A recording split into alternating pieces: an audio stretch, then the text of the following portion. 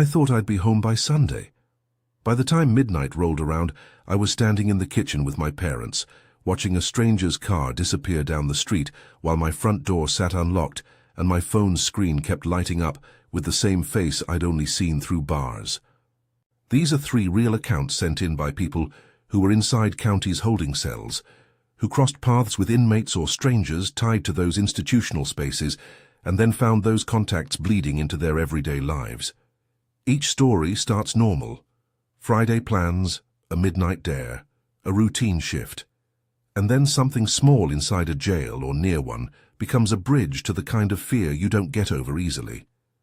If this kind of thing gets under your skin, if you want more real jail horror stories like this video, and tell us in the comments if you've ever felt followed. Now, listen to what happened. I was 18. It was a stupid thing. Stupid enough that I couldn't explain it away to my parents. We were at Walmart. Sweatshirt, ripped jeans, a group of kids running in and out. I don't want to make excuses. I know I made a dumb choice. I thought I'd get a warning. I didn't expect a set of handcuffs. The booking room felt like a different country. Fluorescent lights that never blinked. The air smelled like someone had been reheating coffee for 3 days, acrid and bitter and failing. There were other people waiting, a low buzz of voices that didn't form words, metal seats bolted to the floor. When they asked my name, they wrote it in a ledger and handed me an orange jumpsuit that didn't fit right, the fabric rough against my skin. The tag stuck into the back of my neck. I folded my arms over it to hide the seam. They put me in a holding area with a few others. The radio in the corner played somewhere between talk and static. I kept thinking about how quickly things had shifted from a Friday night to a cell. You tell yourself that people like you don't belong here, until they put you in the same room with the ones who do. He was calm in that way that makes you nervous. Bob, only name he gave, looked older than me, maybe mid-30s. He had this soft, low voice that didn't match his size. He joked a little, tried to make small talk at first. He was attentive, like someone who notices a new person's patterns the way a chess player watches moves. He asked about home, about family. I told him as little as I could. The first time he touched me, it didn't feel like anything at all. A hand on the back of my shoulder when I stood up too fast, a guiding palm. It was casual, almost considerate. But the casualness made it worse, because it came with an intensity. His eyes didn't leave my face. He started commenting on things I'd say, finishing lines, bringing up small details I mentioned once, and later repeating them like evidence. He watched more than talked. He watched me eat. He watched me braid my hair behind my neck. He watched when I took off the jumpsuit to go into a shower stall and waited outside like nothing had happened. When he slipped and put a hand on my knee the first time, something in the air changed. He said, "You're quiet," like it was a complaint. I pulled away. I told myself I was overreacting. There were other inmates watching us too, but Bob's attention felt private, focused. He made offhand statements about how no one comes up here from where I'm from. He called me kid, in a way that held a promise. When they transferred me to a different tier to do paperwork, he asked for my name again, and this time he asked if I had an Instagram. I said no, or rather, I said I didn't want to give it. He smiled like he already had a plan. When they released me that Sunday, the world smelled big and wet like new pavement after rain. The police left me at the front steps of my parents' house and everyone pretended to act normal, but you could see it on my mom's face. The mix of embarrassment and fear people have when they're trying to be calm for an 18-year-old who just got cuffs. I told myself the jail was over, that I'd learned something, that the worst part would be the story you only tell in whispers. Then 2 days later, my phone lit up with a message. It was from a handle I didn't recognize. He'd found my profile through that name, or through a mutual friend. How, I have no idea. The message read, plain and unnerving, "Miss you already." I looked at the sender's picture. It was him, the same eyes, the same lopsided jaw from the booking photos. My chest dropped underneath me like a trap door. I deleted the message, told myself he was a coward sending nothing, and then I blocked him. That felt small but necessary. I told my parents. They told me to call the police if anything happened. They told me to keep receipts, to save screenshots. They told me to be careful. He didn't stop. A week later, my dog barked through the window at 3 in the morning, and my dad got up to check the front porch. Nothing. The next afternoon, my neighbor called to say some guy had been circling the block, looking in cars. It was the kind of thing where you either get a bad feeling and do something, or you don't. We did. Then one night I heard doorknobs being tried. It started with the back door, soft metallic tries, then the front. It was quick. My heart beat like a drum. Dad grabbed the phone and called 911. I could hear the operator asking questions I couldn't process. The knocking stopped. We watched through the blinds as a car idled at the curb and then pulled away. When the cop arrived 20 minutes later, the street was clear. There were no footprints in the mulch. The officer wrote down what happened, took our statements. He said he'd run the plates if we wanted, and asked us other practical things I couldn't answer beyond the word yes. Later, a friend texted me a photo from a bar 2 towns over. It was a grainy snap. Someone posted a selfie at the bar and tagged a group. I zoomed, and there he was, leaning against the bar with that same lopsided jaw. My mother called the sheriff's office and handed over everything she could. We eventually got a temporary restraining order which felt like paper armor. It stopped him from getting close in official terms, but it didn't stop the nightmares. The humiliation is part of it too. Being arrested at 18, being escorted through a fluorescent room, having your name scribbled into a ledger, those are things you don't forget. It toys with your sense of self. People look at you differently. You look at yourself differently. That feeling of being small and visible and exposed was made worse when I realized someone from those cells could find me in the world, at my own front door. Even now, months later, I check the driveway before I go to bed. I look out the window at every stranger who walks by. A shadow lingers by the gutters and my chest tightens. When my phone buzzes with an unknown number, my fingers tremble before I answer. I thought jail was a place, bars, bunk beds, a radio, but the truth I learned was darker. It's a place where someone learns you, and sometimes they take what they learned back out into the world with them. That wasn't the only time people used a prison, real or abandoned, as an entry point into someone's life. If you think someone from a cell can't follow you after release, wait until you hear what happened when 2 friends decided to explore an empty prison one night. It started as a dare. Laura and I had driven past the building 100 times and joked about it being haunted. From the road, it looked like a hulking silhouette, rows of small windows like teeth against the night sky. The town called it by a name we all knew but never used. Abandoned prison, location undisclosed. The kind of place kids whisper about at parties. We didn't plan much. Midnight, flashlights, 2 cars parked a block away. The air when we got out of the car smelled like rust and wet leaves. Every footstep made this sharp, hollow sound on the old sidewalk. The gates looked loose.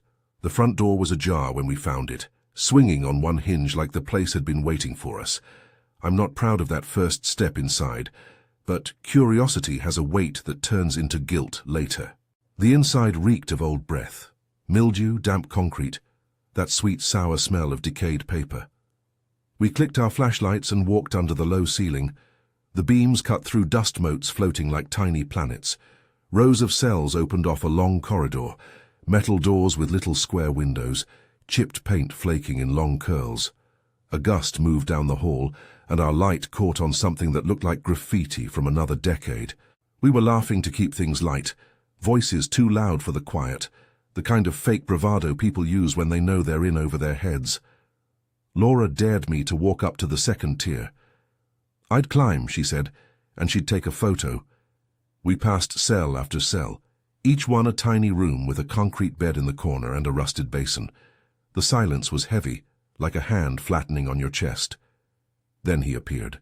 At first I thought he was a shadow, pulled straight from the darker end of a corridor. He stepped into our flashlight beam, stood up like he'd been waiting. He was mid-40s, clean-cut in a way that didn't belong in abandoned buildings. He called out, "You two okay?"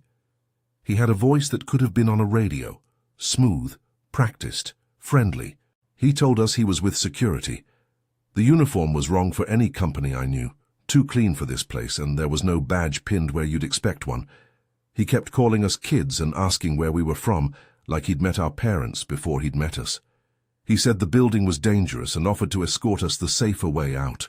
The way he said safer made my skin prick. There was something about his calm that was built on habit. He never asked why we were here. He claimed responsibility without the paperwork, like a man rehearsed in administering authority. Maybe that's what made me listen, the muscle memory of wanting to trust someone who looked like they belonged here.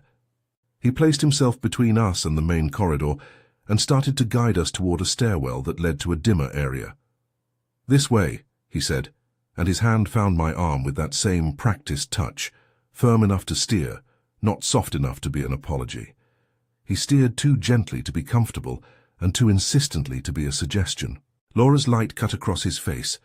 There was a small scar near his eyebrow, a crease that made him look older than he said. When I told him we could manage on our own, he laughed, a wet, small sound, and tried to steer again. His palm tightened on my wrist this time, more like a claim. It didn't hurt. It was the ownership that made my breath catch. We didn't want to be that story on the news about kids who pushed the wrong person. We didn't want to be the ones who had to explain we'd been dared. But there was something in his eyes, a patient expectation, the way someone waits for a test to yield an answer. I felt every lie I'd planned to tell vanish. Everything that had been a thrill turned into a thin rope tied around my chest. Laura started to push back. She said something sharp, told him to let go. He released my wrist but didn't retreat. He suggested taking the elevator, there was none, and led us to what looked like a service stairwell. The concrete steps had a smell of old sweat and machine oil. The light bulbs there were dimmer, slicing the stair into shadows that could hide 1,000 things. I should have left then. We should have backed out and climbed back toward the main door. I remember thinking that exact sentence in my head, that tiny, clean moment of clarity before fear fogs everything. But we took one more step. The stairwell swallowed our flashlight beams into a narrower gloom. He moved faster, the kind of motion that goes from casual to decisive in a blink. His hand landed on the small of my back, not harsh, but a placement that directed and guided. "I can show you a better way," he said.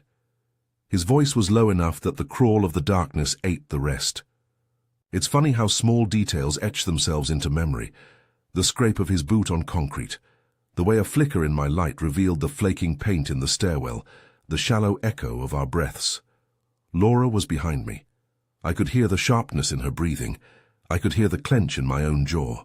I don't want to get too far ahead of this truth. We could have walked away at any time. We had the strength to leave, but when someone builds authority out of habit and soft speech, it's disorienting. He didn't need to shout. He didn't have to brandish anything. The power was in his patience. He guided us lower and lower, and as we moved, the building felt less like an empty museum of decay and more like a place that held memory. The stair narrowed, and the light dropped.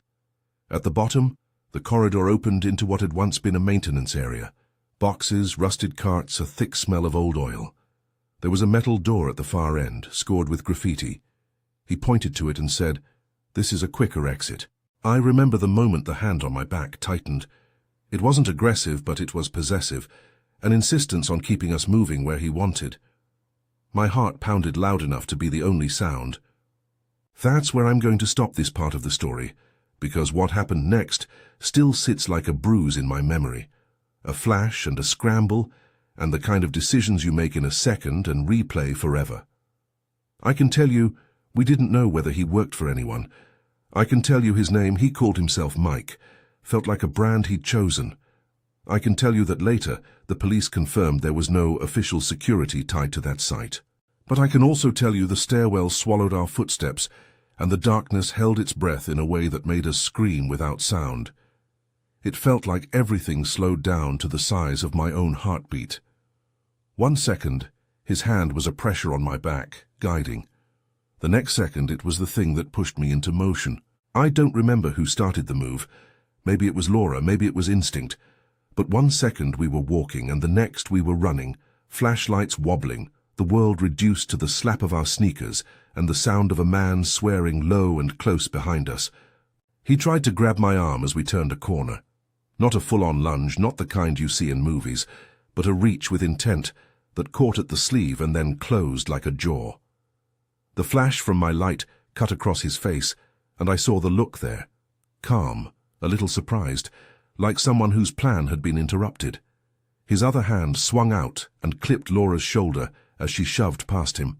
I felt a hot, blind surge. anger, fear, the very clear decision to get out. We slammed through a cell door that didn't have the decency to make a sound in the way it would on film. It shrieked, metal protesting, and the sound bounced off concrete and disappeared. Somewhere down the corridor, someone or something barked, a hollow animal sound that made my throat close. We kept going. The stairwell we'd come down was behind us now. The main corridor up ahead looked like a slice of pale moonlight. The building felt like it wanted to hold us, to slow us by the weight of its history. When we burst into the outside air, it hit like an intake of lungs, cold, damp, and unbelievably loud. We ran without looking back, and didn't calm until we hit our car, breath steaming in the flashlight beam, hands fumbling at keys. My hands were numb, but my legs felt like jelly.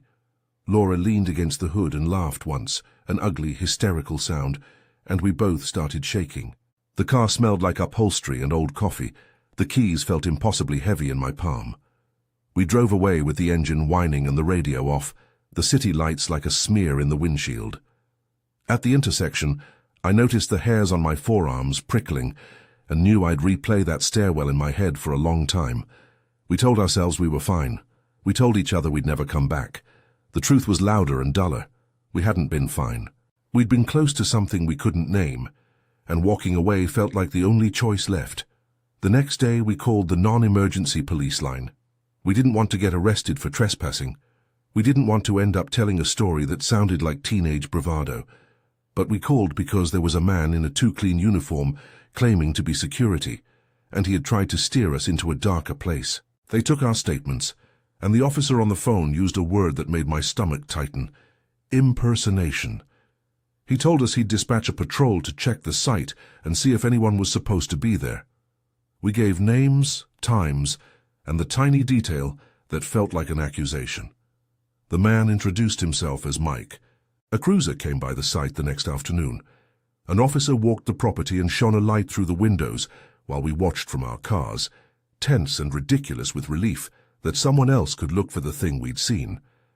Later, he told us there was no security company with active staff assigned to that building, that the place had been abandoned for years, indefinido on any legitimate guard presence.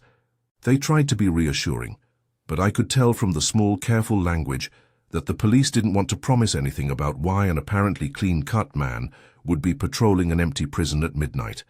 They took our names down. They told us to be careful. Those were phrases that felt like cotton, soft words that didn't reach the bruise. Afterwards, I kept seeing him in places I'd never been. A stranger at the grocery store whose jaw sat wrong, a shadow in the doorway of a convenience store that moved like someone practicing a walk. The layers of concrete, rust, and the smell of mildew were gone, replaced by the particular taste of distrust that sits in your mouth after someone crosses a boundary. I woke up thinking of the stairwell, and the way his hand had tightened on my back as if the building and he had been functioning in the same mind. We told the story at parties later, always in small doses, because there's a humiliation that comes with admitting you let yourself be guided by an authority figure, even a fake one, into a corner. I'd say it like a lesson, like a line you tell to feel like you've learned something. But sometimes I still hear the scrape of his boot in my sleep, and it makes my lungs tighten. I still flinch when a stranger calls me kid. There's a rawness in being reminded how easy a voice can be to trust if it's practiced in sounding right. Mike's identity stayed indefinido. The person who called themselves that may have been a predator who spent years practicing ease, or a loner who liked to patrol empty buildings and assert control. I don't know. The police could never confirm where he lived or whether he'd been watching the place for days or years. All I know is the shape of his hand on my back and the way the building seemed to hold him like a secret ready to open. That image followed me home the same way Bob did, another person who had crossed the line from institutional to personal.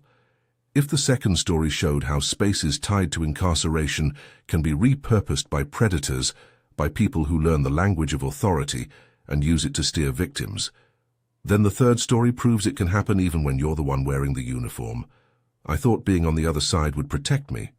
I was wrong. I was a corrections officer for 8 years before I asked for a transfer. I'd learned to read the rhythm of a facility, the clink of keys, the way the dayroom laugh changes when new paperwork arrives. My duty belt felt like part of me. The uniform smelled like a mix of starch and the products the department supplied, antiseptic and something faintly industrial. On the inside, I tried to keep the fact that I had a family separate from the work. But prisons are leaky things. Information seeps through, often in small, careless drops. Edgar was one of the inmates assigned to my unit. He was in for a string of non-violent charges, at least according to the file that came across my desk. He was polite at first. Grimly polite, not the kind of friendly you meet in public, but the kind that creeps in with repetition. He knew how to present himself in a way that calmed the floor. He answered questions with short, almost deferential sentences.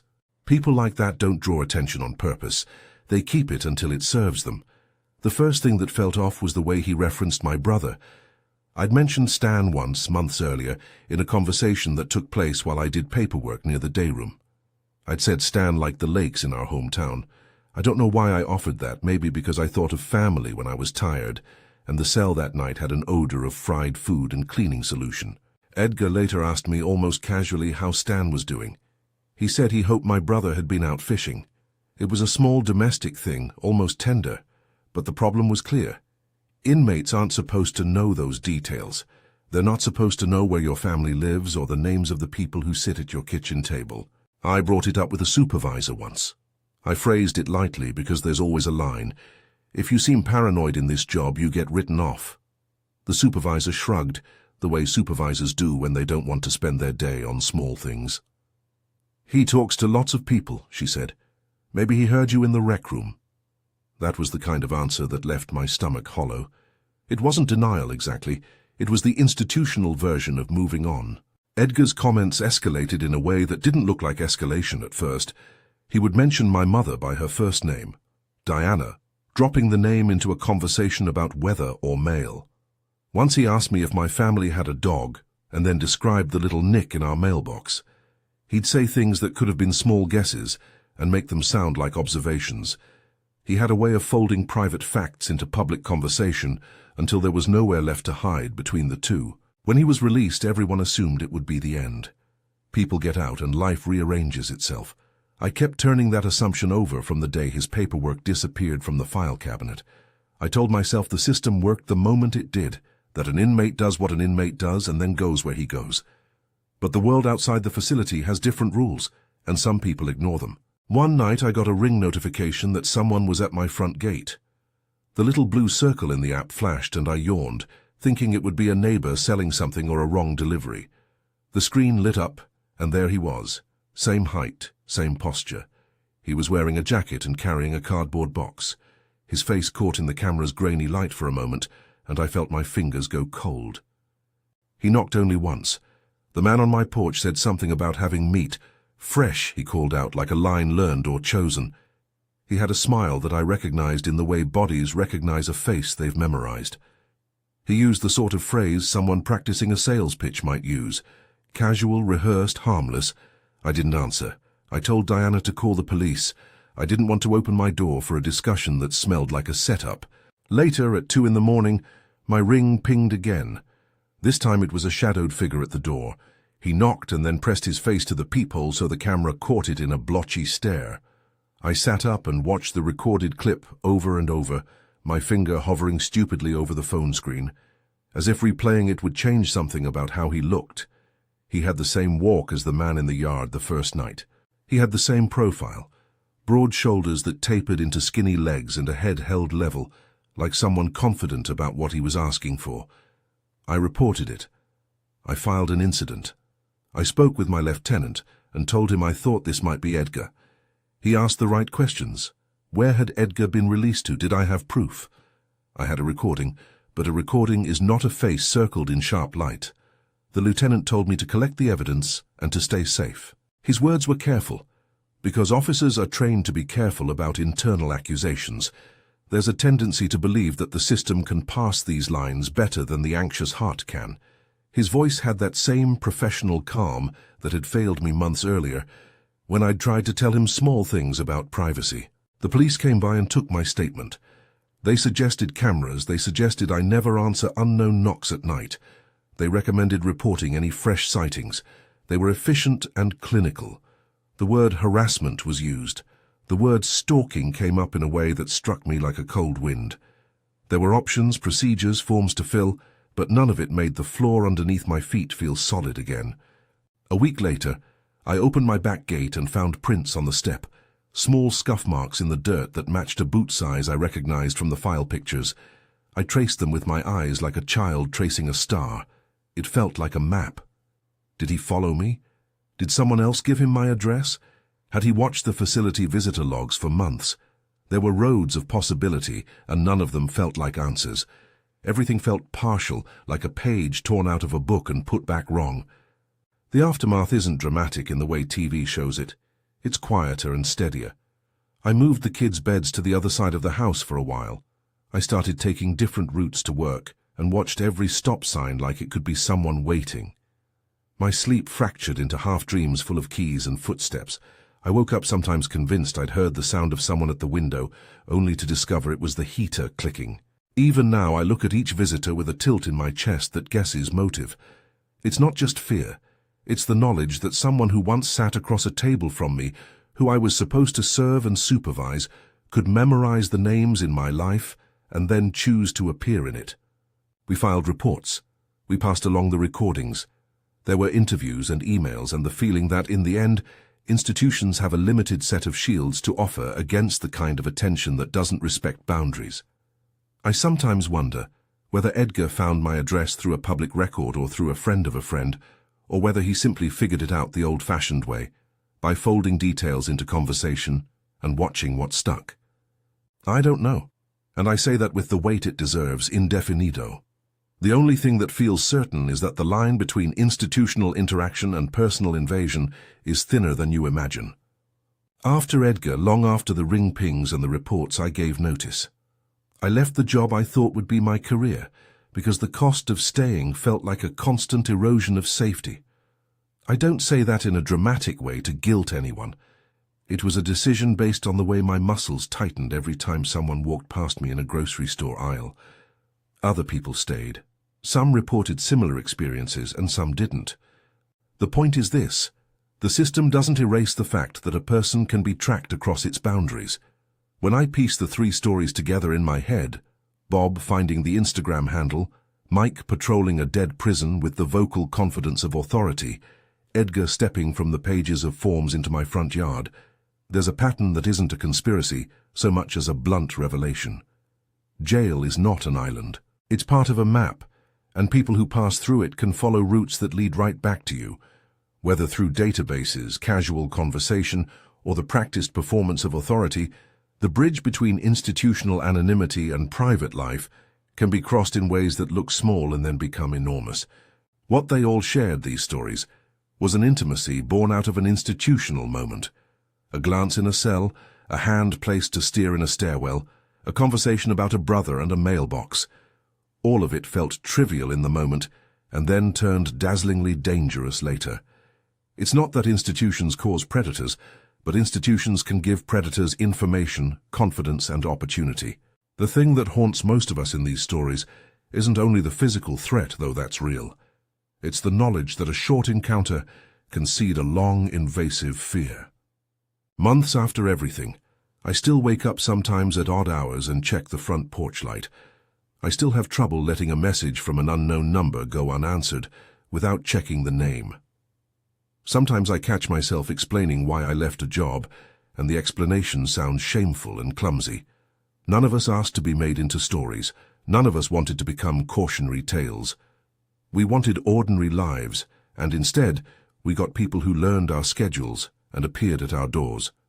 There's a humiliation that follows many of these events, the public part that people can point to, like the moment of arrest, or the trespass that was our fault to begin with. But the quieter humiliation is the one that stays private. The way you feel watched in your own life, the sense that something you did once in a fluorescent room gave someone else the key to your home. You carry that like a bruise. The final image that hangs in my mind is small and stubborn, the cell door clicking shut and that sound stretching outward long after the building has emptied. The click marks an end and a beginning at once. It is supposed to mean containment, to be the acoustic promise of limits. But for the people in these stories, the click was more complicated. It was the start of a sound that travels, a note that can be followed into other rooms. If there's a lesson here, it isn't one of blame. None of these narrators, whether an 18-year-old learning about consequences the hard way, two friends who misjudged an abandoned building and its inhabitants, or an officer who trusted the boundaries of a system, deserve what came after. There's no tidy closure, no one-size-fits-all fix. What remains is the fact that brief contacts inside or near jails can spill into the most private corners of life, and that aftermath is often messy, unresolved, and deeply affecting. I still check the driveway at night. Laura still jumps at a scrape that makes her think of stairwell steps. The officer still watches delivery trucks with a careful eye, and the 18-year-old still answers the phone with a little tremor in her voice when an unknown number comes through. We all go on because what else do you do? But the memory of those moments trails us, a quiet thing that sometimes flares into full panic and sometimes sits like a dull ache behind the ribs. They'll haunt you long after the cell door clicks shut. If these stories hit home, or you have one to share, subscribe for more true accounts and check out our playlist of the most chilling real-life encounters. We read everything, and your story might be the next one that reminds people how close those lines can be.